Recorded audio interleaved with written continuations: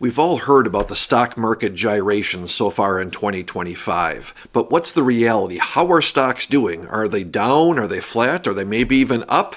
That's what I'm thinking.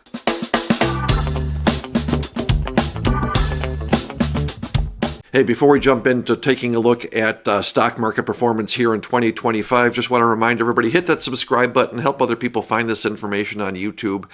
And with that, let's jump in. The stock market is in the news seemingly on a weekly basis. Of course, lots of things going on in Washington with tariffs and law changes, etc. But what's actually going on, right? And as you all know, I'm a big believer in just letting things go. I don't watch the markets on a daily basis. Certainly don't look at my personal portfolios on a daily or even weekly basis, but occasionally it makes sense to check in, right? And one of the resources that I really love comes from First Trust. We'll put a link in the show notes so you can check it out yourself. But it made me think to look here as we get into June. What's going on in the markets so far this year? And so this is data through May 30th, right? So 5 full months of the year, S&P 500 on the year, 1%, right? So pretty much flat, lots of news, lots of things going up and down, right? You hear about NVIDIA and Apple and all the Tesla, certainly, right? All the things moving around.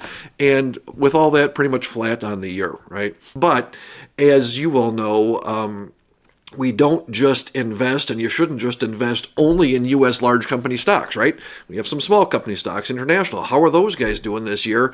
Let's take a look at small company stocks. Russell 2000 on the year, check that out, down almost 7%. Right? So when people say, hey, how's the stock market doing?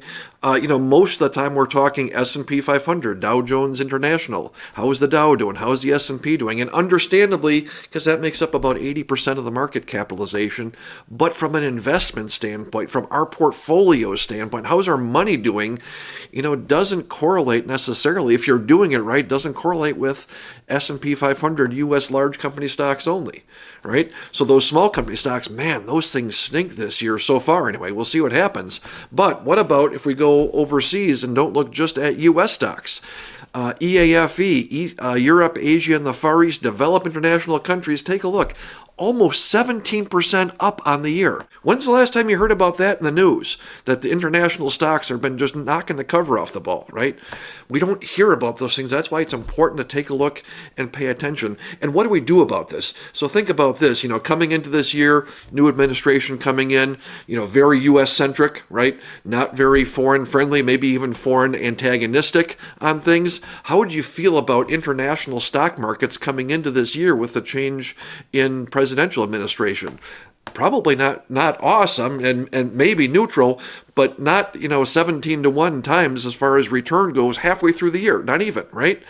So one of the things that what are the takeaways? I like action items is number one, don't just listen to the news, what happens on a daily basis. Look at the facts, right? Here are the facts. U.S. large company stocks, okay.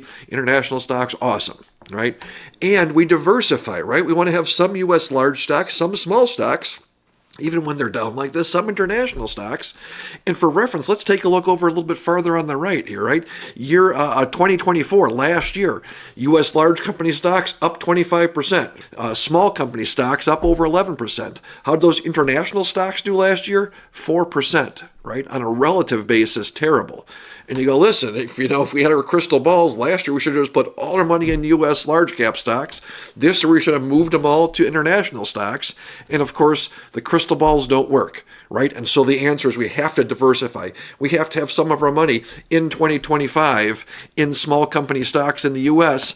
They're doing badly, but they'll come back and they'll give us some diversification. Same thing with international stocks. If anybody bailed out of them last year after having a bad year, they're paying for it this year, right? So diversifying works. Here's some evidence that it does work.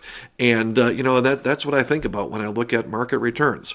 So as always, interested in knowing what you're thinking about. Was this new information to you? Right? Some people are surprised, don't even hear about small company stocks or international markets with things, right? Jot a comment down in the comment box. Let me know what you're thinking. Let's have a conversation. And as always, thanks for watching.